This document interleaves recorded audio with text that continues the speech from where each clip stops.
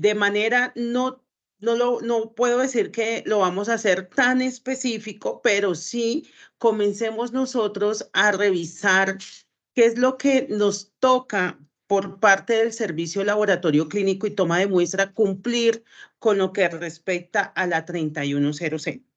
Vale, como ya son las 6:35 y pues nuestro horario estaba para las 6:30 y por respeto a las personas que se conectaron muy juiciosos, vamos a dar inicio entonces a la revisión de este tema. ¿Listo? A mí me gusta mucho que nosotros tengamos en cuenta que el servicio de laboratorio clínico, mm, y es por eso que estamos como tratando de hacer todas estas actividades, ¿cierto? De poder revisar temas que son relevantes para nosotros y en especial pues lo normativo, porque ustedes saben que a partir del 1 de julio de este año, ya se renovaron las visitas de vigilancia y control que estaban muy atrasadas, ¿no? Por todo este tema de la pandemia y demás, todo lo teníamos un poco retrasado. Pero pues obviamente hay que hacer vigilancia y control, ¿sí? Hay que verificar que todos los servicios cumplan, porque a la final la importancia está en ese paciente, donde nosotros participamos, somos actores importantes para hacer su diagnóstico, tratamiento o seguimiento. Entonces, de allí la importancia que nosotros hagamos esa revisión, ¿vale? Están en esta diapositiva, a mí me gusta cómo presentarme, yo sé que aquí hay muchas personas que ya me conocen, pero para los que no me conocen, obviamente aquí expongo como un poco mi perfil. Mi nombre es Adely Sánchez, yo soy bacterióloga y laboratorista clínica. Permítanme un segundo. No dejo ir, doctora, no dejo ir. Soy bacterióloga y laboratorista clínica especialista en gerencia de la calidad. Soy auditora y verificadora de condiciones de habilitación. Por eso, pues, como que comencé a revisar todo este tema y en lo que uno comienza a tener esa cercanía con los diferentes colegas, pues sencillamente uno comienza a ver que hay desconocimiento y hay vacíos. Y ustedes saben que los que ya me conocen, parte de lo que nosotros hacemos en Seed Solution, que es la empresa que fundé y estoy dirigiendo en este momento, es aportar a la mejora de las competencias de mis colegas de laboratorio clínico. Porque cuando yo inicié, ¿sí? En todo este camino profesional, a mí me hubiese gustado como que tener esa ayudita, ¿cierto? Por parte de alguien. No la tuve, me tocó ahí casi que a las malas, ¿cierto? Comenzar a aprender, pero bueno, yo digo que esa es la vida, ¿no? Uno poder dar de lo que uno conoce y pues pienso que de una u otra manera, ya que tuve la experiencia y he estado en diferentes espacios que me han permitido crecer, pues me parece interesante que nosotros nos aportemos unos a otros, porque créanme que cuando uno comienza en esta labor de pronto de transmitir su conocimiento, uno también recibe conocimiento y también crece con los colegas. Entonces, esa es una invitación personal y profesional que les hago, que seamos más colegas, porque a veces en el laboratorio clínico nosotros los bacteriólogos somos como muy desunidos, como que uno ve como que hay mucha rivalidad y yo los invito a partir de este ejercicio que estamos haciendo, que comencemos a hacer eso, ayudarnos entre nosotros y ayudarnos a crecer en lo que nosotros podamos. Créanme que cada quien tiene un pedacito que aportarle al otro. Soy formadora, sí, me gusta mucho enseñar, realmente me estoy dedicando a esto, ¿cierto? Estudio, voy aprendiendo cosas y la idea pues es transmitir el conocimiento y estoy pues en este proceso y obviamente dirijo la empresa Seed Solution, que es una empresa que nos dedicamos a todo este tema de formación, de auditorías, de verificaciones, de acompañamiento en calidad analítica, que realmente es mi pasión, y los sistemas de gestión. Bueno, un poco para que dijeran, bueno, pues quién es ella la que me va a hablar de todo este tema, porque obviamente a mí me gusta que cuando alguien me va a enseñar algo, pues saber si esa persona pues tiene los conocimientos y la preparación que corresponde. Listo. Yo les hice esta diapositiva porque miren que preparando este webinar, me di cuenta que en el transcurso del tiempo en Colombia han venido implementándose ciertas resoluciones, ciertos cambios, ¿cierto? Que a la final lo que se quiere es una mejora de la prestación de servicio.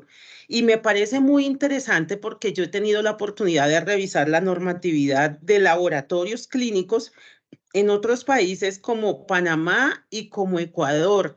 Y créanme que de lejos nosotros tenemos una regulación que cuando uno está en el laboratorio, uno la ve muy estricta, pero uno a través de esos requerimientos también se da cuenta que al final lo que se quiere es que se preste un servicio con calidad. Y nosotros desde el laboratorio clínico, pues obviamente que prestemos un servicio con unos resultados que realmente puedan demostrar la condición de un paciente para que se pueda tomar pues una decisión correcta por parte del médico.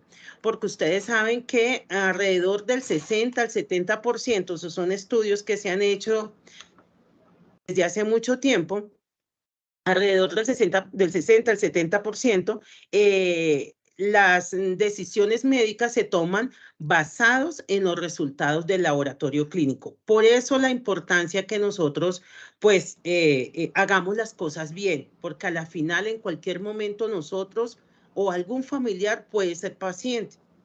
Y uno que más quisiera que esos actores que están aportando en nuestra atención estén haciendo las cosas bien. Entonces, miren esta diapositiva.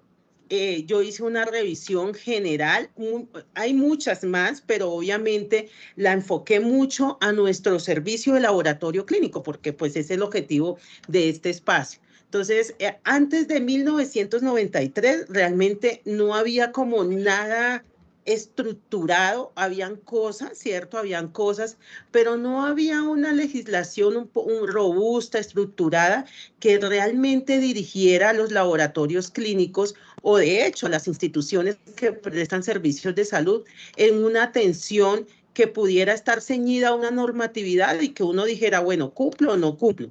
En la ley, en el 1993, pues ustedes saben, a raíz de la Constitución, pues se determina esta ley donde ya se comienza a reformar el sistema de salud colombiano y se comienzan a dar unas directrices sobre regular la habilitación de los prestadores de servicios de salud. Eso comienza a ser importante desde el 1993. Luego vemos que en el 96 se emite la resolución 4445, que de hecho está vigente, pero es más direccionada a los centros hospitalarios, y es donde ahí ya nos dicen cómo tiene que ser la infraestructura de algunos servicios de salud, y vienen algunas condiciones y demás para que la gente comience a adaptarse a unos requisitos aplicables, pero en el campo de la infraestructura. En 1997, entonces, se emite la resolución 0320, y en esta se adoptan un manual de normas técnicas, y entonces ya nos comienzan a decir, mire, a nivel administrativo usted tiene que cumplir con esto, a nivel científico para el laboratorio clínico. Entonces ya en el 97, alguien, momento, yo, silencio por acá. No se oye bien. ¿Ahora sí? ¿Ahora sí me escuchan? ¿Me escuchan bien? Sí. Vale, es que hubo una Señora. interferencia con un micrófono. Entonces, en 1997 nos comienzan a dar unas directrices a nosotros con respecto a que teníamos que cumplir ya con unas normas administrativas y científicas en el laboratorio clínico. En el 2002 se emite la resolución 1439, donde se adoptan todo lo que tiene que ver con el REPS y ya hay un manual de estándares de habilitación y ya nos comienzan a decir un poco más específico para los servicios. En el 2003 se modifica la 1439 y se dan otros requisitos un poquito más exigentes. En el 2004 se emite la 2182, la resolución 2182. Está un poco enfocada al servicio o a la modalidad de telemedicina porque todavía no estaba regulada. En el 2005 se determinan las condiciones para habilitar los centros de atención de drogadicción y servicios de farmacodependencia. Luego la 1043 en el 2006 ya se determinan otros componentes para la habilitación. En el 2008 se comienzan a regular todas estas actividades de brigadas de salud que se prestan fuera de una institución intramural. En el 2013, la resolución 1441 nos determina las condiciones que deben cumplir los prestadores para habilitar los servicios. Es allí donde comienzan ya unos requisitos un poco más específicos, ¿cierto? Para el servicio, pues para todos los servicios del laboratorio clínico. Luego, en el 2014, la que nosotros conocíamos, ¿cierto? Que es la resolución 2003, está un poco más robusta, más específica. Pero, ¿qué pasó? Que en el 2019 volvieron otra vez, hicieron la modificación. Y esto no porque lo hagan de manera aleatoria. De hecho, alguien tiene el micrófono Doctora, hay una abierto. interrupción todavía. Sí, Sí. no respeta. Compañeras, De verdad, por me favor. parece una falta de respeto. Sí, compañeras, por favor, de verdad, silenciemos esos micrófonos, de verdad. Y es que no puedo ver porque como hay tantas personas, no me deja ver quién será. Bueno, creo que ya lo silenciaron. Entonces, como les decía, en el 2014, entonces emiten la 2003, que era con la que estábamos acostumbrados a trabajar. En el 2019 hacen la modificación y esto, como les digo, no es que sea algo sin planear y demás, es que desde el ministerio ya hay unos direccionamientos para que cada cierto tiempo se haga una revisión de los estándares de habilitación y se mejoren. Siempre vamos a tener, hasta tanto no cambie esa indicación, vamos a tener nuevamente revisiones y van a cambiar los requisitos. Y pues ahora tenemos entonces la 3100, que es la resolución que en este momento está vigente, que no nos las habían verificado realmente, porque ustedes saben que en el 2020 entró la pandemia, entonces eso habían dado como plazos y plazos y plazos hasta que ya nos dijeron a partir del 1 de julio, pues es obligatorio. De allí la importancia entonces que nosotros tomamos como esta vocería, porque yo he visto muchas capacitaciones, de hecho, la Secretaría de Salud aquí en Bogotá realmente es muy activa en esto, pero ellos pues obviamente dan capacitaciones a nivel general, no se enfocan en los servicios, entonces ahí es donde uno ve de pronto el desconocimiento de los colegas del laboratorio clínico. Este era un poco el recorrido histórico para detenernos en esta resolución, ¿cierto? Que a pesar de que está vigente desde el 25 de noviembre del 2019, solo hasta este año nos están obligando a que ya tendríamos que tener esa transición. Y aquí les traigo un poco el extracto del decreto 780 del 2016, donde dice que los estándares se tienen que evaluar de manera progresiva. O sea que preparémonos que esto, y de hecho creo que el periodo es cada 4 años, entonces ya casi que ya van a revisar nuevamente la 3100, aunque le han hecho modificaciones chiquitas, para volver nuevamente y emitir otra resolución que tengamos nosotros que tener en cuenta para el cumplimiento de nuestros estándares en el laboratorio clínico. Y antes de entrar en materia de la 3100, quiero recordarles de qué se compone el sistema obligatorio de garantía de la calidad en salud. Es importante que uno tenga claro dónde estamos ubicados nosotros. Entonces, lo fundamental es que todos los prestadores de servicios de salud, incluyéndonos nosotros como laboratorios clínicos, estemos habilitados con el Sistema Único de Habilitación, que obviamente está de acuerdo a la resolución 3100, pero que adicional tenemos otras cosas alrededor de esa resolución 3100, como cumplir con el sistema de información para la calidad, que son esos indicadores con que nosotros estamos continuamente reportando los eventos adversos, las caídas, bueno, dependiendo de los indicadores que nos apliquen a nosotros. La auditoría para el mejoramiento de la calidad de la atención en salud, que es todo lo del PAMEC, que la gente a veces piensa que porque hace auditorías con otros estándares o tiene en cuenta otros criterios, con eso está cumpliendo porque se centran como en la mejora. Realmente no, hay una normatividad aplicada para el PAMEC y nos dice cómo tenemos que hacer el PAMEC y qué enfoque son los obligatorios. Eso era un error que yo tenía antes, ¿cierto? Yo no entendía eso, porque a mí me parecía que si mi estándar era una ISO 9001, para mí estaba súper bien, pero no, realmente pues uno tiene que hacer caso, adaptarse a las normas.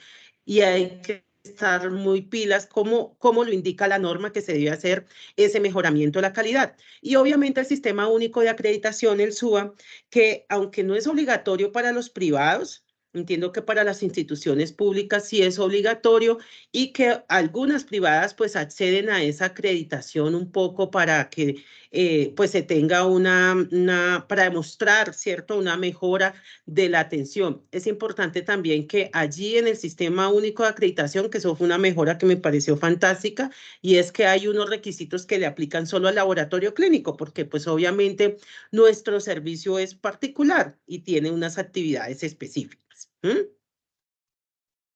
La resolución 3100 tiene por objeto definir los procedimientos y condiciones de inscripción de todos los prestadores de servicios de salud y de habilitación de los servicios, así como adoptar el anexo técnico. Allí es donde están los requisitos, porque cuando uno mira la resolución, realmente ahí le dan como todas las indicaciones que cómo se inscribe, que cómo hace la novedad, que cómo hace ciertos procedimientos.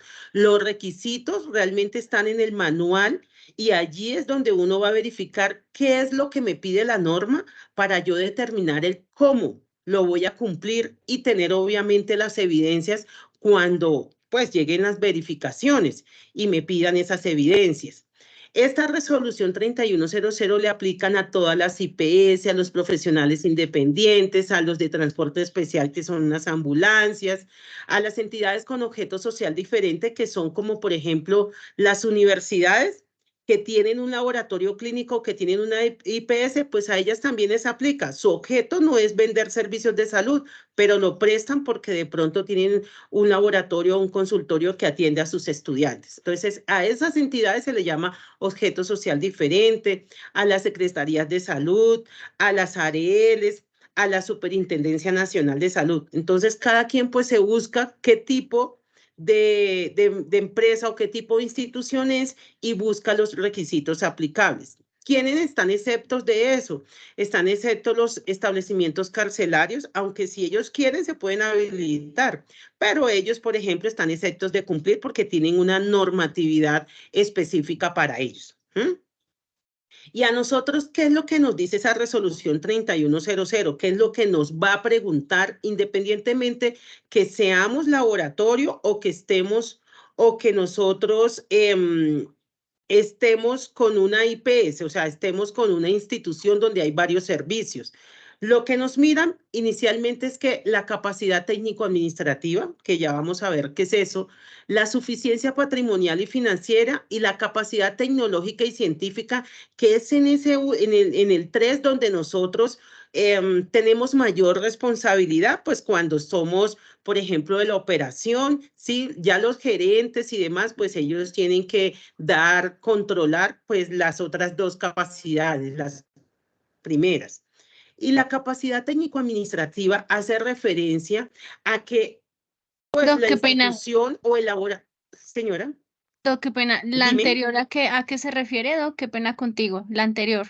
¿cu- La ¿cuál? técnico-financiera. La primera es capacidad Eso administrativa. Ya las vamos técnico-administrativa. a ver una a una. Sí, Ah, esa vale, quiere decir gracias. que tú tengas, que seas una empresa legalmente constituida en Colombia y para eso pues uno hace una cámara de comercio, hay una representación legal, tenemos un sistema contable y pues es cuando uno ya va a cámara de comercio, se registra y coloca pues su objeto, ¿cierto? Prestar servicios de salud donde se hacen análisis de muestras. Hay unas actividades económicas que son específicamente para nosotros. Nosotros tenemos que contar con eso, con ese tipo de documentos que demuestran la legalidad del laboratorio clínico o de la IPS del cual nosotros hagamos parte. ¿Mm?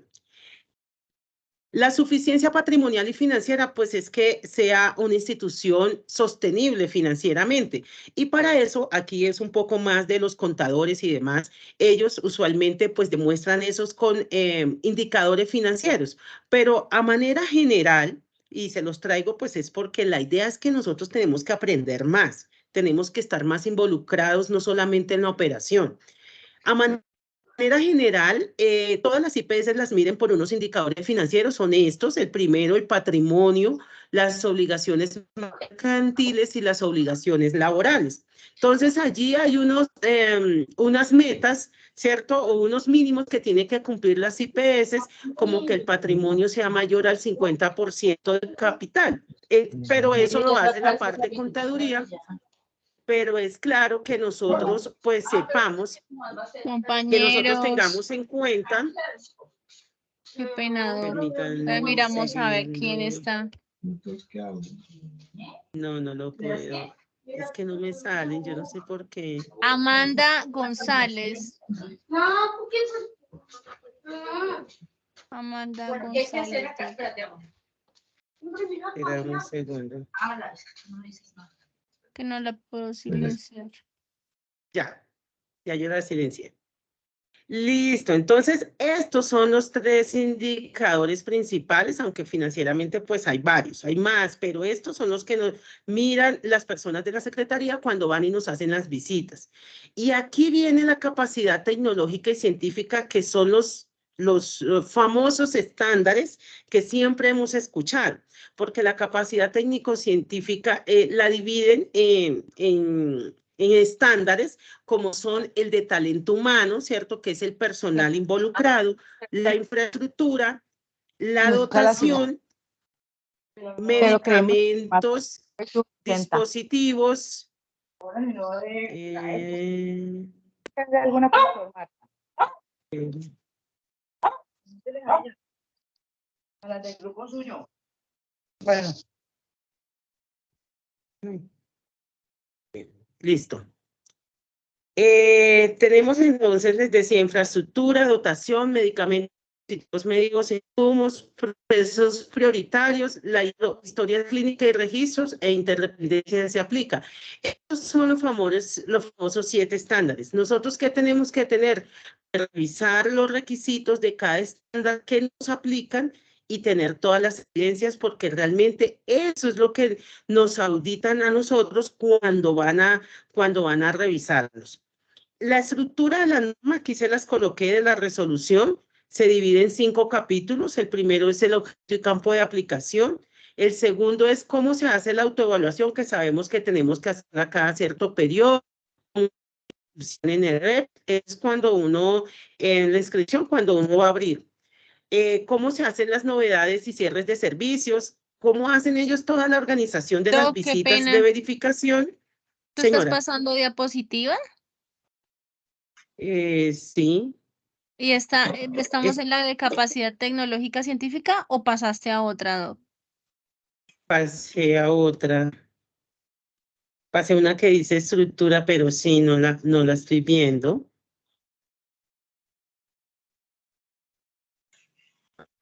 Espérame un segundo.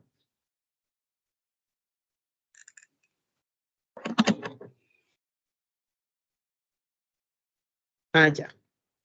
Ya está. Estamos en la Ya. estructura. Entonces tenemos 5 capítulos. El primero es el objeto y campo de aplicación. El segundo, autoevaluación e inscripción en REPS.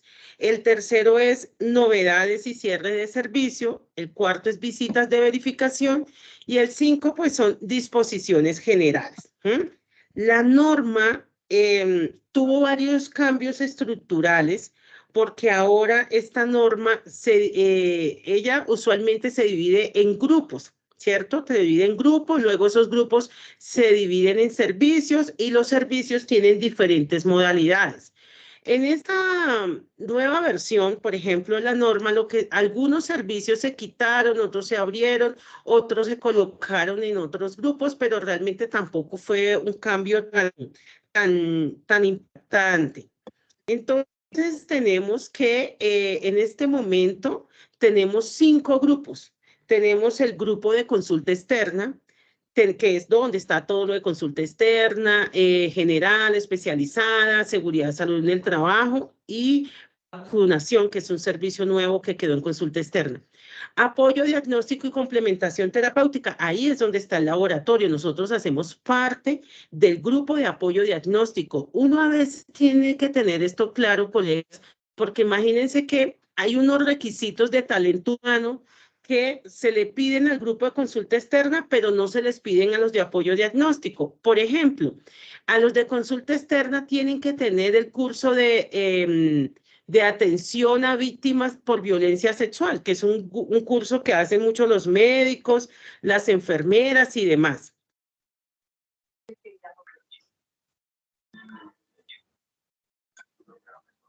Y por ejemplo, al grupo de apoyo diagnóstico, a ese grupo, el talento humano que pertenezca a ese grupo, a ellos no les aplica. Y uno se da cuenta que a veces cuando llegan las verificaciones, entonces nos dicen, y el curso de la bacterióloga de víctimas de violencia sexual.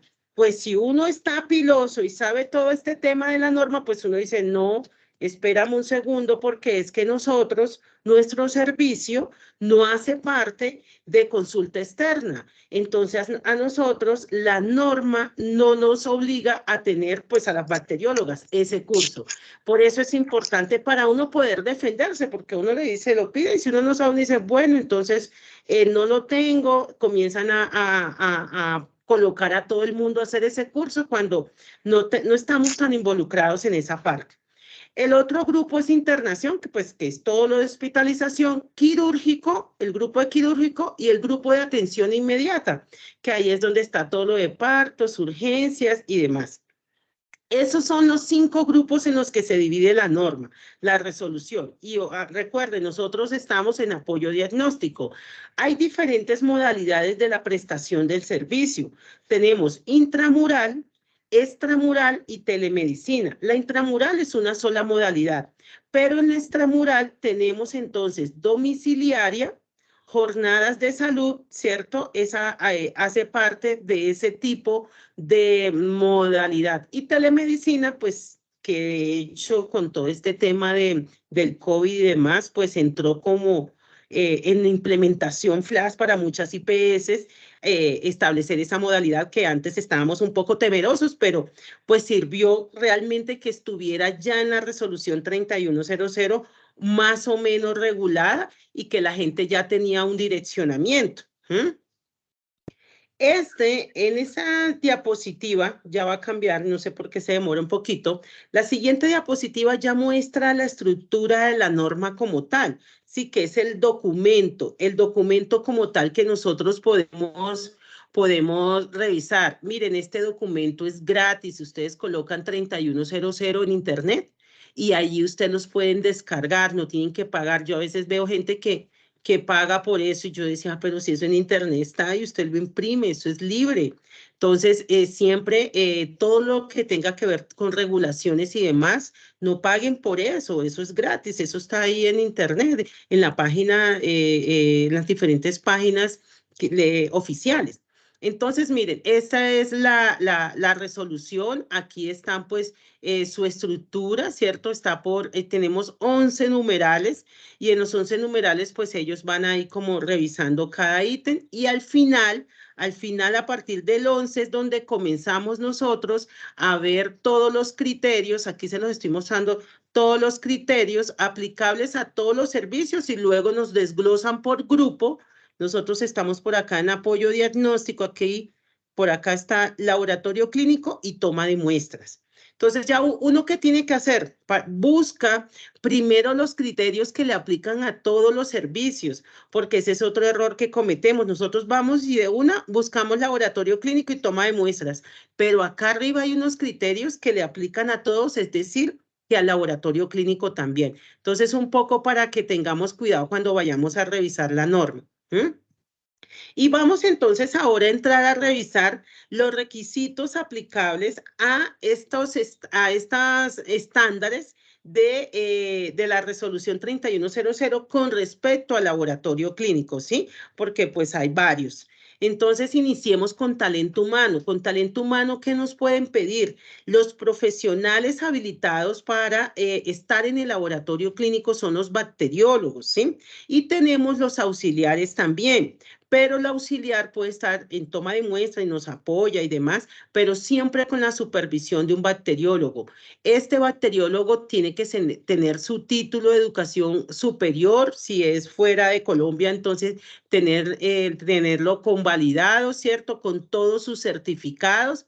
Tenemos que tener la resolución de RETUS, ¿sí? O la inscripción en el RETUS también, porque en el RETUS yo sé que hay hasta cierto año, y que como que ingresaron automáticamente, pero los que no, les toca pues hacer el trámite. Tenemos que tener importante la suficiencia del talento humano. A veces tenemos las hojas de vida, tenemos los RETUS y demás y todas las certificaciones y no tienen el análisis de capacidad instalada para determinar la cantidad de personal que se requiere. Eso es algo clave que lo están pidiendo, ¿cierto?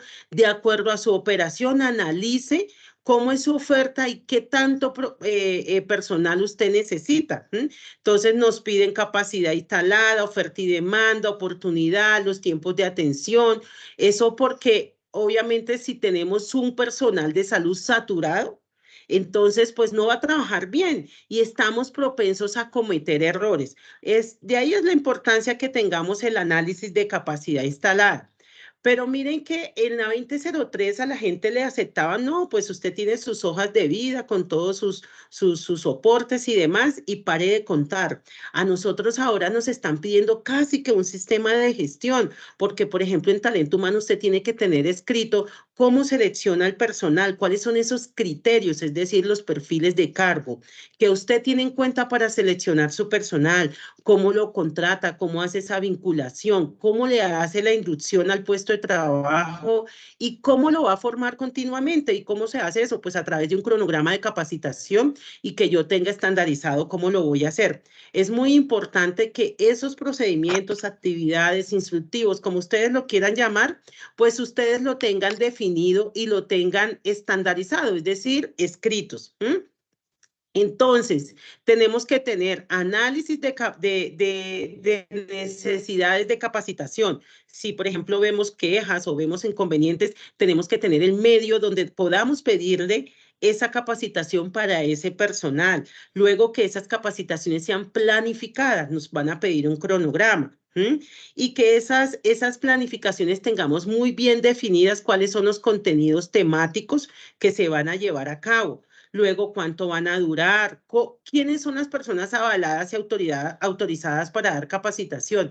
Mire, yo ahorita estoy trabajando unas ofertas de servicio y es que yo digo que si yo estoy en un laboratorio, o sea, cuando uno está contento con donde está, pues uno trabaja mejor, ¿cierto?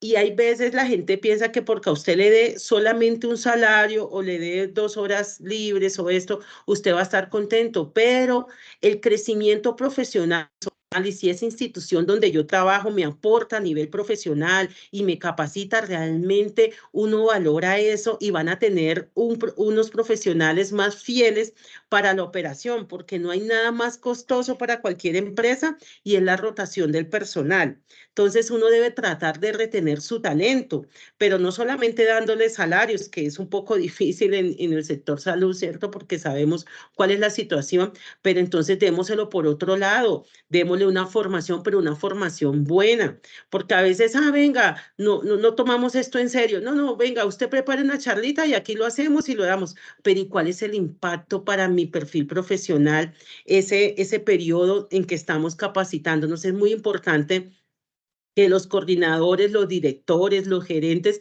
pues tengan en cuenta esa parte, porque es tiempo que pues a la final están pagando, pero adicional, si a mí me vienen y me forman, pues realmente vamos a tener vamos a tener un crecimiento. ¿Y cómo vamos a manejar todo el tema de evaluación y seguimiento de esas capacitaciones? Entonces, como ven, o sea, talento humano no es solamente las hojas de vida, es todo ese seguimiento y fortalecimiento del talento humano. Es muy importante y lo están evaluando de esta manera, no solamente, su personal competente y demás, no. ¿Cómo lo hace? ¿Cuándo lo hace? Un procedimiento, ¿cómo lo hace? ¿Cuándo lo hace? ¿Y dónde lo deja registrado para dar evidencia? Pues que obviamente sí lo hacemos. El otro estándar importante es el de infraestructura, ¿sí? Y en este estándar, pues obviamente el laboratorio es muy protagónico porque nosotros tenemos unas características que tenemos que cumplir. Yo les quiero dejar aquí dos conceptos claves que nosotros tenemos que tener en cuenta de acuerdo a lo que dice la resolución y cuál es la diferencia entre un ambiente y un área, ¿cierto? Uno como que se enreda. El ambiente es ese espacio que está separado y delimitado de piso a techo. Si a mí me dicen, usted tiene que tener un ambiente, entonces ya yo sé que tengo que tener un lugar cerrado. Si me dicen que tengo que tener un área, pues la tengo señalizada, pero no la tengo que tener delimitada de piso a techo. Puedo tenerla señalizada y muchas personas pueden a veces tener como cintas que colocan en los mesones o solamente con el letrerito que colocan y demás. Entonces es muy importante porque a veces la norma nos pide como área de procesamiento técnico y entonces la gente no entiende qué área. Puedo tener un salón separado por letreros y no que tenga ahí como divisiones y demás. El acceso es muy importante y deben tener en cuenta que el acceso debe estar en concordancia con el número de personas y con los equipos que nosotros tenemos en el laboratorio cuando se hace algún tipo de traslados. Las características de los pisos, paredes, techos deben ser lavables, ¿cierto? Que eviten la suciedad. Miren, ahora están pidiendo hasta las fichas técnicas de la pintura. Hay pintura ahora que evita la contaminación y usted con su ficha técnica ya puede dar evidencia de cumplimiento. Entonces sí es muy importante que nosotros tengamos ese tipo de cosas y no que, no, pintemos con cualquiera. No, de hecho ya no son tan costosas ni nada. Entonces, cuando se va a seleccionar la pintura para el laboratorio clínico, verifiquen en esa ficha técnica y guarden esa evidencia para que puedan demostrar que su pintura evita la contaminación, ¿sí? Porque de hecho la norma lo pide así. Las medias cañas, ustedes saben que el laboratorio pues es un área donde se hacen cierto tipo de procedimientos y nos piden las medias cañas, ¿cierto? De pared a pared y de pared a piso. Y muy importante que tengamos planta eléctrica. Hay personas que me han dicho, no, Elis, es que yo tengo la CPU, la no sé qué. Miren, la norma es clara, planta eléctrica. A veces los verificadores puede que le valgan otras cosas, pero la norma dice planta eléctrica, ¿sí? Para el servicio de laboratorio clínico. Importante que tengamos el concepto sanitario donde pues se determina que se hace un correcto, el agua está tratada, hay una correcta gestión de residuos, control de vectores. Si estamos dentro de una IPS, pues es de toda la IPS, pero si no, el laboratorio individualmente tiene que tener un concepto sanitario, ¿listo? La ventilación correcta puede ser natural o artificial, la buena circulación, o sea, que no esté todo como apeñuscado, la señalización tiene que estar en el laboratorio clínico y los planos deben indicar las rutas de evacuación. Es importante las salidas de emergencia, los puntos de encuentro y que adicional esté visible para todas las personas, no que tengamos el planito por allá guardado. No, todo eso tiene que estar visible, ¿listo? Eso en cuanto a los requisitos de infraestructura generales, pero tenemos ya la parte técnica, ¿cierto? Debe tener, por ejemplo, en toma de muestras, tenemos que tener un sitio para la recepción de la toma de muestras, para la entrega de resultados, la parte preanalítica. En la parte analítica tenemos que tener todos los ambientes o las áreas técnicas, ¿cierto? Que tenemos que tener un ambiente técnico, ¿sí? O sea, un salón general que cuente con mesón de trabajo, con posetas si se requiere. Casi siempre se requiere y casi siempre nos la van a pedir. Ducha manual o lavaojos. Yo les digo, por mi experiencia que me han auditado, me piden ese lavaojos. La norma yo sé que dice pero ustedes saben que a veces pues piden son el lavaojos. Nos piden que puede ser, tenemos que tener un lavamanos dentro de ese ambiente técnico. Y en las pruebas que se requiera un ambiente oscuro, pues también se solicita que se tenga. Por eso la norma dice cuando se requiera. Adicional del ambiente general, pues vamos a tener las áreas, ¿cierto? Para cada área del laboratorio, química, hematología, de acuerdo a la oferta de servicios, y adicional tenemos que tener un área para el almacenamiento de materiales, de reactivos, de acuerdo a las indicaciones pues que tenga el laboratorio, pero sí tiene que haber un área específica para eso. Los cubículos de tomas de muestras, los normales que nosotros conocemos, yo no he visto ningún requerimiento pues adicional. Lo único es que si hay algún tipo de muestra especial y se requiere privacidad, pues allí la tenemos también que disponer. Y todo lo que tiene que ver con salas de espera, unidades sanitarias, pueden ser compartidas con otros servicios. No significa que el laboratorio, a pesar de que la clínica o el hospital lo tenga que tener aparte. No, porque en la norma hay algo, y es un tip que le doy, es que cuando la norma me dice cuenta con, es obligatorio. Y cuando me dice la palabra disponibilidad, puedo estar compartiéndolo con otros servicios. Importante, y es que donde esté el laboratorio sí tienen que haber baños discriminados por sexo, adaptado a personal con discapacidad, con discapacidad.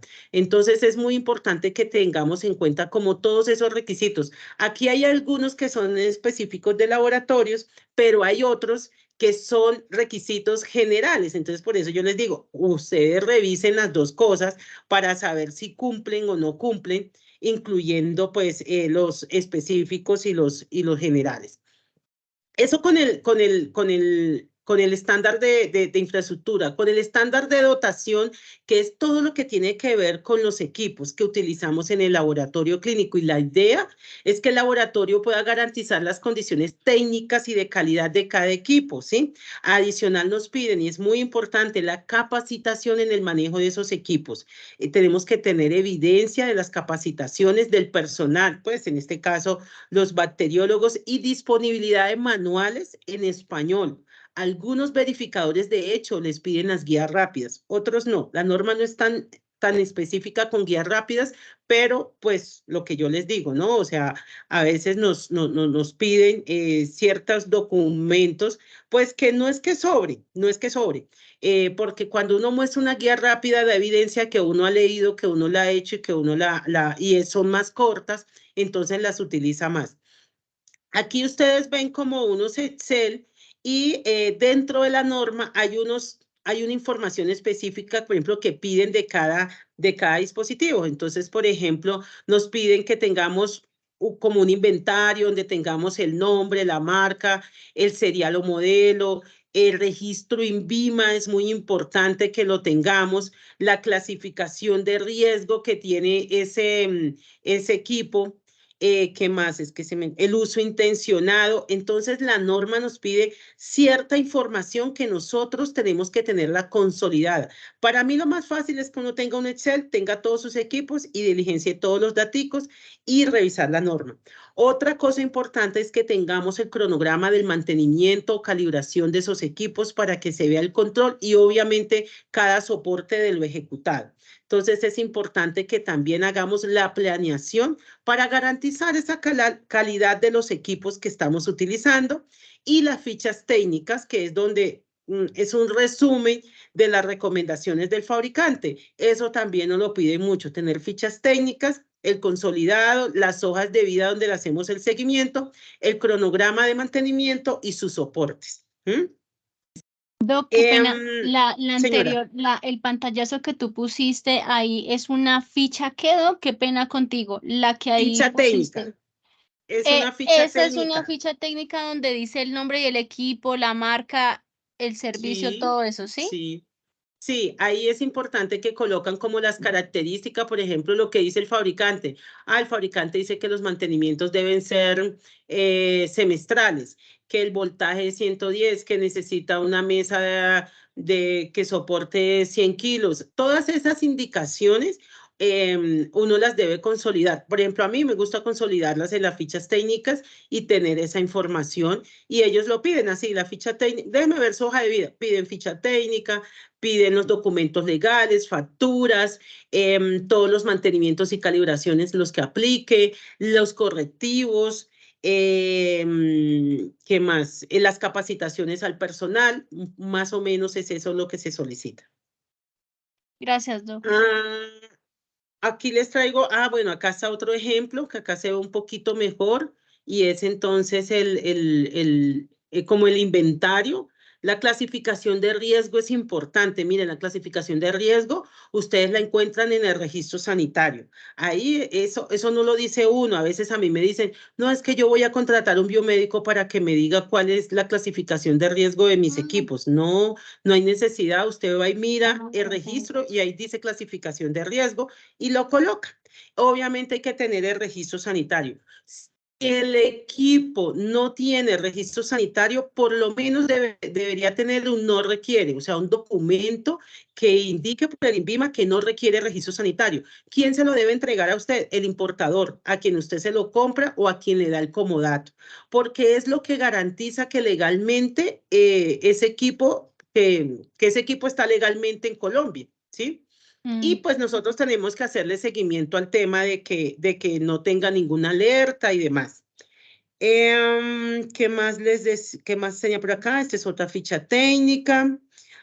Este es un registro de actividades. Lo que pasa es que uno le tiene que hacer seguimiento al desempeño del equipo. Entonces yo sí debería tener controlado que se le hizo el preventivo, que se le hizo el correctivo, que se instaló, que se verificó. Recuerden que los equipos tienen que estar verificados, la verificación de métodos. ¿Por qué es bueno que uno lo tenga consolidado en una hoja? Porque me decía, pero tanto formato, tanta cosa. Sí, yo sé, pero es que eso es control. Y es que un equipo que me comienza a molestar y si yo lo tengo todo consolidado, eso de un golpe de vista me dice, uy, no, pero venga, todos esos correctivos en tanto tiempo, ya a mí me da una idea, ¿sí? Y porque obviamente tú ahí llevas un control y colocan las anotaciones y demás. ¿Qué más? De dotación creo que es más o menos Doc, eso son lo que qué nos pena piden. una pregunta. Dime, Doc. Una preguntita. Tú hablas del verificado, ¿cierto? ¿Cuál es la Sí. diferencia entre ese preventivo y el verificado y quién hace el verificado? ¿Es un documento Bueno, mira. que se emite? No, la verificación de métodos, aquí hay algunas personas que han hecho conmigo el curso de verificación de métodos, que antes no era un requisito de la 3100 y ahora sí. ¿Qué es lo que pasa? Que ahora la norma nos está diciendo, mire, cuando usted va a introducir un equipo a su laboratorio clínico, usted tiene que verificar que las características de desempeño que están documentadas en el inserto, características de desempeño como en cuantitativos como la precisión, ¿cierto? Repetibilidad, reproducibilidad, o en los cualitativos, la sensibilidad, la especificidad, bajo su contexto, bajo su infraestructura, bajo su talento humano, cumple con esas declaraciones. Es decir, que si el equipo me dicen que tiene 5% de repetibilidad, que en el laboratorio tenga más o menos ese comportamiento y no que, por ejemplo, ese equipo tenga unos 20 de repetibilidad y que sea asociado por un mal entrenamiento, por unas condiciones inadecuadas. Todo eso se hace por aseguramiento de la calidad analítica. ¿De quién es responsabilidad? Del laboratorio. Yo sé que en algunos momentos los distribuidores le decían al laboratorio, venga, haga el negocio conmigo, yo le entrego el equipo verificado. Y entonces nosotros los bacteriólogos me decían, uy, sí, me quito ese chicharrón de encima. Pero ¿qué es lo que pasa? Que el fabricante o el distribuidor no puede ser juez y parte, porque ese es el documento que certifica que ese equipo bajo las condiciones del laboratorio está funcionando bien y que de ahí para adelante lo que tiene que hacer el laboratorio es pasar sus controles de calidad interno y externo. Pero si de entrada el equipo tiene un fallo y entonces quien va a hacer el análisis es el mismo que lo instaló, ustedes dirán, pues eso no tiene lógica. Y de hecho, la norma no dice que sea el fabricante, dice que sea el usuario. Hay una guía DOC que es la CLCIEP 15A3, que es la que yo utilizo para enseñar esta parte, y ahí dan un protocolo donde dice cómo podemos hacer esas verificaciones. Pero es muy importante que nosotros comencemos a tener este tipo de conocimientos y demás, y más aún los coordinadores y directores, porque son los responsables de la calidad de los resultados. Entonces, sí es importante que tengamos claro que eso se hace o al inicio, cuando entra el equipo. Ahorita la gente lo está haciendo retrospectivamente porque pues nada, la norma salió a favor, hay gente que tiene un equipo hace 8 o 10 años, y cuando de pronto lo cambiamos de sede, cuando de pronto ese equipo le hacemos una intervención muy grande, ¿sí? Cuando le cambian muchas partes y demás, también puede que ese equipo pues cambie su desempeño, entonces uno hace las verificaciones. Luego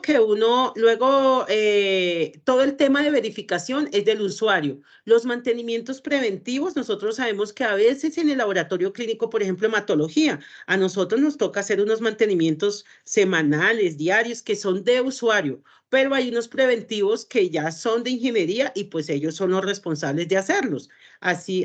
Y uno simplemente pues tiene que hacer seguimiento de que eso se haga en los tiempos que diga el fabricante. Miren que a mí me hicieron una auditoría, una verificación.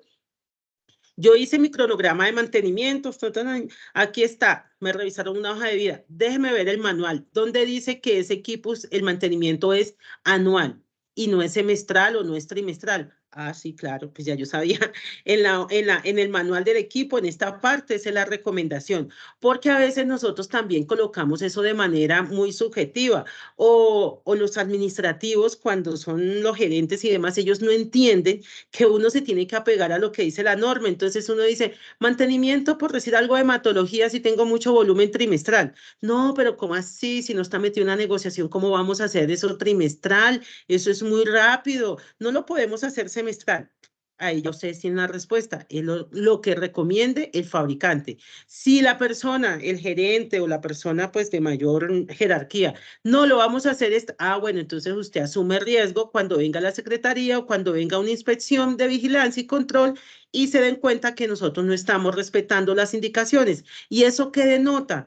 Pues que nosotros no estamos garantizando la calidad de los equipos. Y cuando a uno le identifican ese tipo de fallas, realmente el auditor comienza, dice, no, quieren hacer siempre la trampa, entonces ya son más incisivos. Entonces yo les digo, las cosas fáciles, o sea, uno debe tratar de cumplir todo, pero por lo menos lo que es fácil de cumplir, hagámoslo, porque de allí se nos pegan y ustedes saben que el que busca encuentra, ¿no? Entonces comienzan a buscar y uno están de malas que preciso lo que uno no tiene se lo piden, y que a uno le coloquen observaciones o no conformidades, pues eso es un trabajo, porque entonces haga análisis, mire y demás. Entonces es mejor uno tener las cositas listas. Ah, espérenme que esta no la habíamos visto. Este es el estándar de medicamentos, dispositivos médicos e insumos. La verdad, este estándar es compras. es compras literalmente. Es cómo yo hago la gestión de compras de medicamentos, de dispositivos médicos y de insumos. Si yo en el laboratorio no tengo medicamentos, pues no me aplica, pero me aplica a dispositivos médicos porque nosotros tenemos aguja. Ay, es que yo no sé cuándo es dispositivo médico y cuándo es equipo médico, cuándo es medicamento. Mire, en el registro sanitario les digo, cuando ustedes ven el código de registro, unos dicen RD, reactivo de diagnóstico, ¿sí? Los que dicen DM es dispositivo médico. Entonces ellos, o los que dicen M es medicamento. Entonces ya yo los puedo categorizar con la clasificación, que son los que dicen cómo es la clasificación en Colombia, y es el INVIMA, y ahí hay unos decretos también que nos dicen como las características y demás, que eso es otro rollo aparte. ¿Qué nos piden ellos? Estos cuadritos que ustedes ven acá son procedimientos.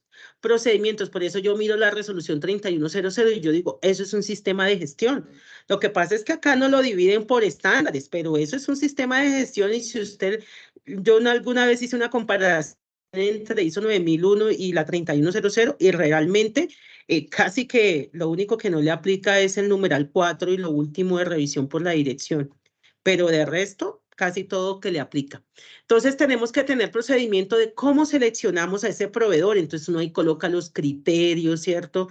Que pide la orden de compra, que tiene que tener tal cosa, que el soporte. Uno dice qué es lo que yo necesito que cumpla ese proveedor y defino cuáles son los criterios. Luego, ¿cómo hago todo ese tema de adquisición, ¿cierto? ¿Cómo yo le solicito? ¿Cómo él me entrega? ¿Cómo yo transporto? ¿De quién es la responsabilidad? Ah, nosotros vamos y lo buscamos. Eso hay que escribirlo y hay que dejar evidencia. No, ellos me lo entregan a mí, me lo traen al laboratorio. Ok, ellos le entregan, pero yo ¿cómo hago la recepción? Tengo que tener una inspección de los productos, ¿no? Porque nosotros tenemos que verificar, por ejemplo, con los reactivos que lleguen a la temperatura adecuada, que no estén, que cumpla con todo el tema de comercialización, que tenga registro sanitario y demás. Eso es con una inspección de producto, pues ya uno con eso sale y deja un formatico ya con la evidencia. ¿Cómo voy a hacer ese almacenamiento? Que debería hacerse de acuerdo a las recomendaciones del fabricante. El control de las fechas de vencimiento, que es todo este tema pues, que se usa en los inventarios y demás. Cadena de frío y manejo de contingencia. Entonces, es que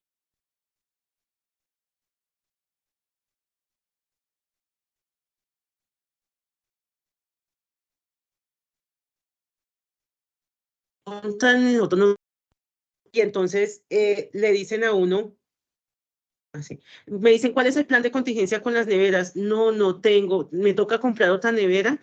No, pues su plan de contingencia, si se va la luz, es la planta eléctrica, ¿cierto? Nosotros la tenemos ahí. Entonces nosotros tenemos que correlacionar todo lo que tenemos para poder dar respuesta a una auditoría, porque a veces es que no tengamos, es que no sabemos responder. La distribución, ¿cómo se hace? En este caso, nosotros no, bueno, si tenemos un almacén afuera, entonces, ¿cómo ellos nos distribuyen a nosotros, cierto? Si no, pues no nos aplica. Dispensación, esto es un poco para medicamentos. En alguna ocasión, estos pasos, miren, esto es literal lo que dice la norma. Yo le decía a la persona, la auditora, yo le decía, pero es que yo no hago dispensación. Pues ella me dijo, pues entonces coloca que no aplica porque usted no usa medicamentos. Así me lo pidió, literal. Y yo la verdad, yo prefiero no discutir con los verificadores por cosas así como que no, ni le quitan ni le ponen. Yo, bueno, entonces, como usted quiera, yo lo coloco. Igual ni me va a afectar mi proceso ni nada por el estilo y quedamos contentos. ¿Cómo se hace una devolución? Si el producto sale con algún problema, entonces yo coloco producto no conforme, ¿cómo lo devuelvo? ¿Cómo le notifico? ¿A quién le notifico? Eso hay que tenerlo muy claro. ¿Cómo se hace la disposición final cuando tenemos producto vencido? ¿Sí? Y el seguimiento al uso es todo lo que tiene que ver con reactivovigilancia, tecnovigilancia, ¿cierto? Y farmacovigilancia, que tenemos pues que tener esos programas, los que nos apliquen. Entonces, si ustedes ven, ellos nos piden literal procedimiento para cada uno de estos ítems. O sea que este estándar realmente uno a veces lo ve y es bastante grueso. Importante que cuando nosotros, aquí también nos piden inventario y en el inventario de cada producto nos pide también una información muy específica, así como los equipos. Por ejemplo, si es medicamento nos piden principio activo, concentración, fechas de vencimiento, todos los que ustedes ven ahí, que a nosotros no nos aplican tanto. Si son dispositivos médicos, miren que nos piden otra vez lo que nosotros tenemos en dotación, o sea, que ese nos sirve para las dos cosas. Yo lo que hago es como juntar lo que piden aquí, lo que piden allá y con un solo formato pues le doy cumplimiento porque es muy parecido. Y en reactivos también nos piden otra información, nombre, marca, presentación comercial, registro sanitario, clasificación de riesgo. Por eso es importante que yo tenga claro que el producto es medicamento, dispositivo médico o es reactivo, porque de allí viene que cada uno puede tener un requerimiento pues adicional. Entonces tenemos un Excel o una matriz o bueno, no sé, a veces en los inventarios donde nosotros tengamos toda esta información consolidada y pues obviamente todo el tema de entrada y salida de producto. En procesos prioritarios, que la verdad es un estándar grueso, yo lo resumí aquí en una diapositiva, pero es un estándar grueso, porque nos piden que tengamos una política de seguridad del paciente que miren, revísenla, porque ellos verifican que lo que usted escriba esté de acuerdo al direccionamiento que da el Ministerio de Salud. Hay un documento que lo buscan en internet, en la página del Ministerio, busquen política de seguridad del paciente y ahí les aparecen todos los documentos. Y ellos piden, como ahí hay unas indicaciones de cómo la debe ser uno, literal, la están revisando de esa manera. Entonces hay que tener en cuenta el direccionamiento del ministerio. Tiene que estar firmada. Una política, si no está firmada, les pueden poner su observación. Puede que haya un verificador que no, pero se las piden firmada. Visible, es decir, que las tengan que la tengan así como en afuerita o ahí en la toma de muestra y que esté socializada, que en algún momento, al menos unas 2 veces al año, ustedes digan que capacitaron en eso y tengan evidencia. Que tengan un comité de seguridad del paciente, entonces el comité tiene que tener su acta, sus integrantes, sus funciones. Miren que la norma no le pide a uno, pero yo siempre le aconsejo, y es que a veces tenemos comité y no sabemos qué hacer. Entonces nos reunimos y qué hacemos y qué hablamos, y a veces cuando no hay mucha cosa, no hay incidentes, no hay eventos, como que, bueno, y esta reunión, y es obligatorio que sea mensual la reunión. Ahora está molestando mucho por eso.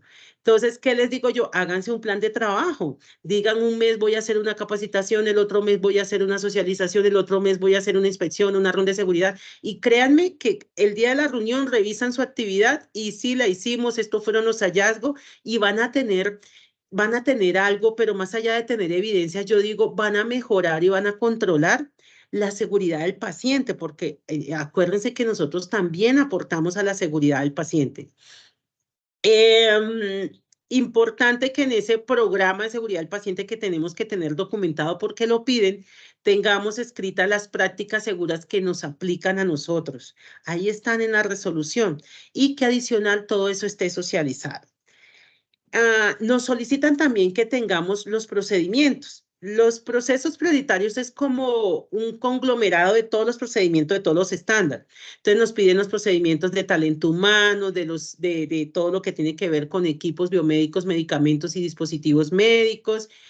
Nos piden los documentos transversales como protocolos de limpieza y desinfección, manejo de derrames, bioseguridad, política de no reuso, si no reusan, y si reusan tienen que definir cómo reusan y que eso esté acorde a lo declarado por el fabricante, cómo hacen todo el tema de las pruebas POCT si la tienen, cómo hacen la referencia si la tienen, y los procedimientos específicos del laboratorio, cómo manejamos nuestra fase preanalítica, analítica y posanalítica. Aquí es donde nos piden el tema de verificación de métodos, que cómo hacemos la verificación de métodos y obviamente nos piden el informe por cada una de las pruebas. Alguna vez una colega me dijo, Doc, que si yo tengo un equipo que tiene una metodología y con esa metodología yo hago 5 pruebas, entonces, ¿verifico solamente una prueba? No. La verificación es por prueba, no es por metodología.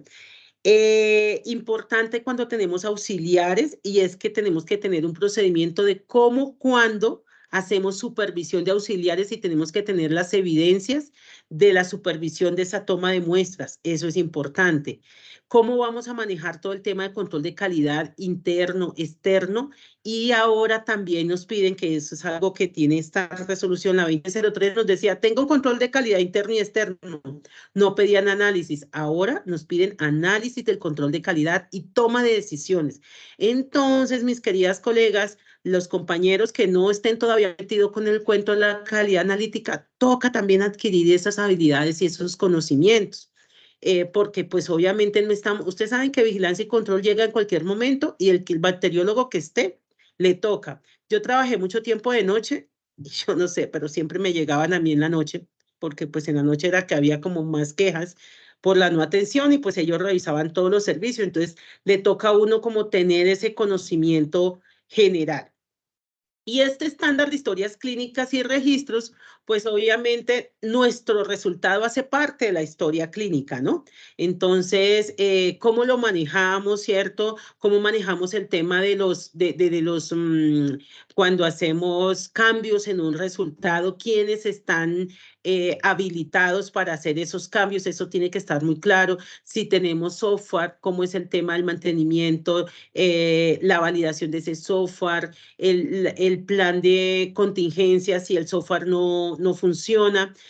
Aquí un poco no nos aplica tanto, pero a mí me gusta como siempre que estemos en contexto de lo que está alrededor de nuestra profesión, y es que las historias clínicas las regula otra resolución, que es la resolución 1995 del 99. Y entonces ahí dan ciertas directrices de cómo se diligencian. Aunque nosotros no diligenciamos, sí entregamos un anexo para la historia clínica, que son los resultados.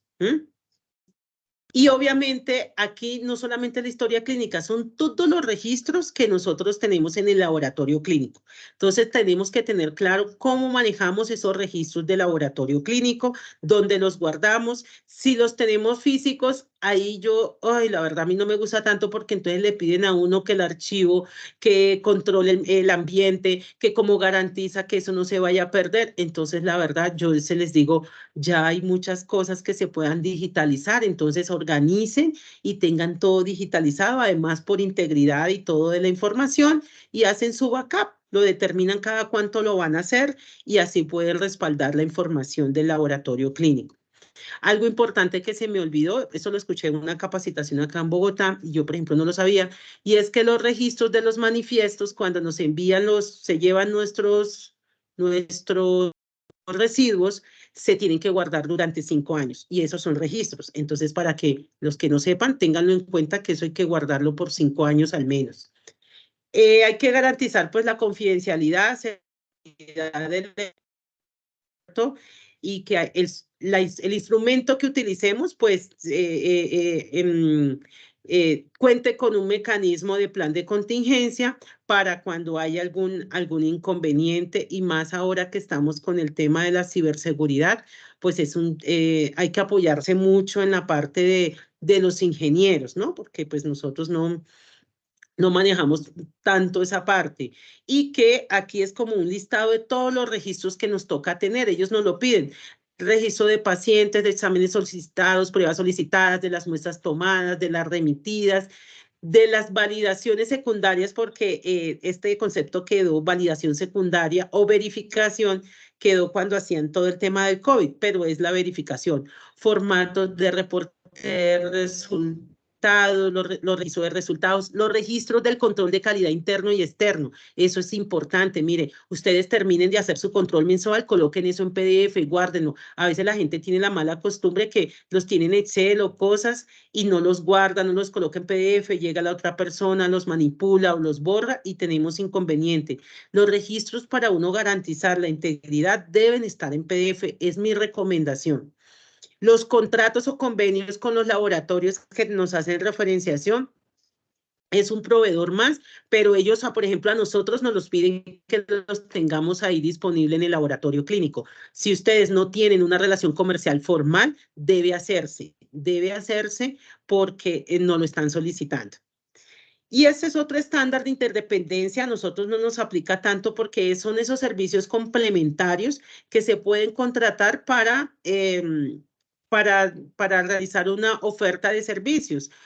Pueden ser el servicio de ambulancia, el servicio de alimentación.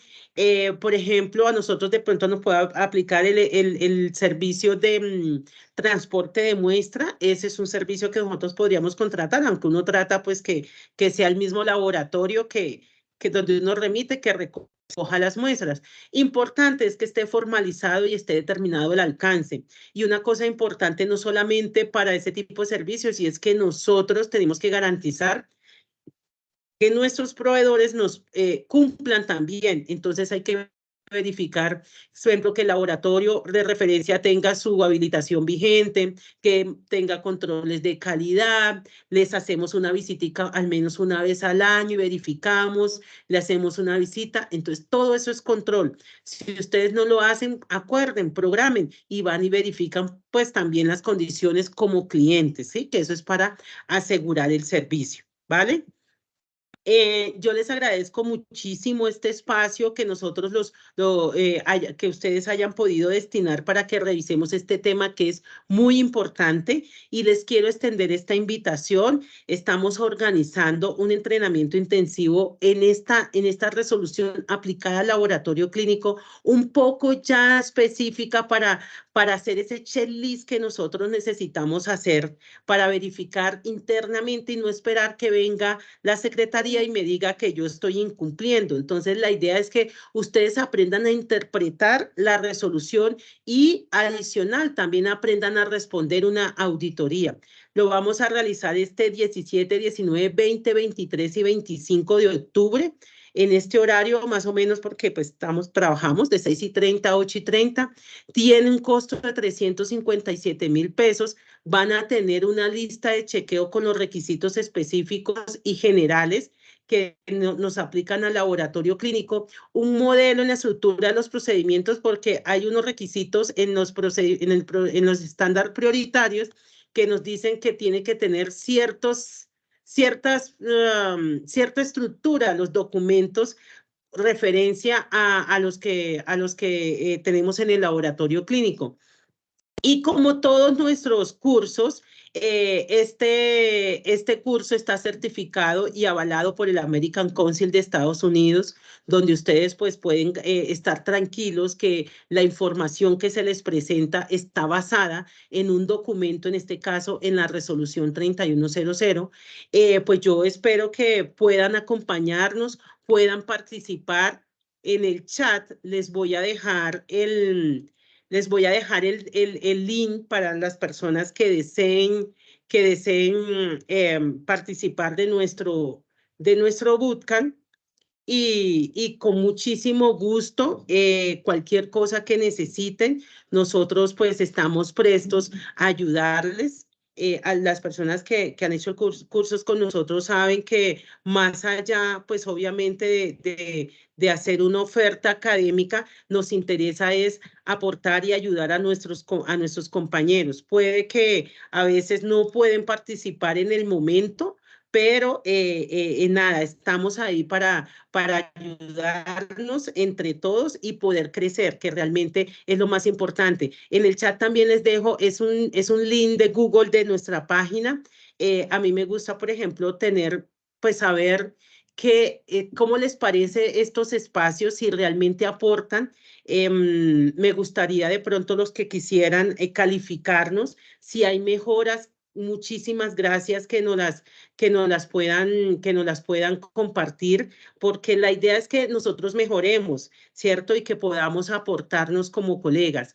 Les voy a dar un aviso parroquial. Yo hice ya el curso de verificación de métodos, de hecho ya vamos para la 3ª clase, pero algunas compañeras no pudieron porque preciso estamos en el Congreso, ¿no? La próxima semana, y yo tengo clase estos días. Entonces, hay personas que quieren que hagamos un curso flash, pues no flash, igual la misma intensidad, pero que lo hagamos en noviembre. Tengo ya unos interesados. Si a alguno le interesa, entonces, por favor me dice para ver si podemos cuadrar un grupito y lo podemos sacar, porque yo ya no pensaba hacerlo más sino hasta el próximo año. en vista que están eso visitando y visitando, pues compañeras ya como que les toca hacer las verificaciones. Entonces, muchísimas gracias. Espero poder contar con su poder contar con su calificación en la encuesta, y los que quieran participar de este curso, súper bienvenidos y estamos en contacto. Voy a dejar acá el número de WhatsApp que me lo están pidiendo. Este es el WhatsApp de acá de la empresa. Con mucho gusto nos pueden escribir. Y nada, ahí nos estamos contactando para seguir revisando este tipo de temas que son de interés para todos. Muchísimas gracias, colegas. Estamos Doc, atentos. Dime, Doc. Doc, qué pena, yo sé que pues ya finalizamos, Doc, pero yo tengo pues una inquietud, Doc. Bueno, Dale. varias inquietudes. Digamos, su merced decía, Doc, tú decías de la ruta, de los planos que nosotros debemos tener. Está la ruta Sí. sanitaria y el plano de evacuación, ¿sí?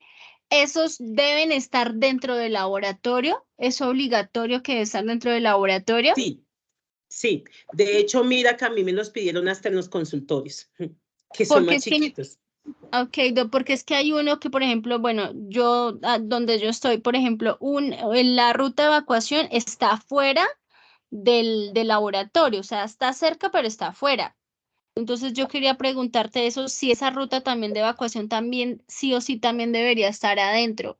Yo te recomendaría que lo coloques adentro también, porque ¿cuál es la idea de una ruta de evacuación? Que cuando pasa algo, las personas sepan por dónde se tienen que dirigir, a dónde tienen que salir. Las de afuera son para las personas pues que están afuera, y las que están Sí. adentro serían para las personas que están adentro. A mí me parece que sí es necesario que estén adentro. Ok, muchas gracias. Listo. Listo. Por ejemplo, Eh, las sillas de ruedas debe estar delimitado, Doc. ¿Cómo así delimitado? Si hay No entiendo. si tenemos una silla de ruedas en el área de toma de muestras, esa silla de ruedas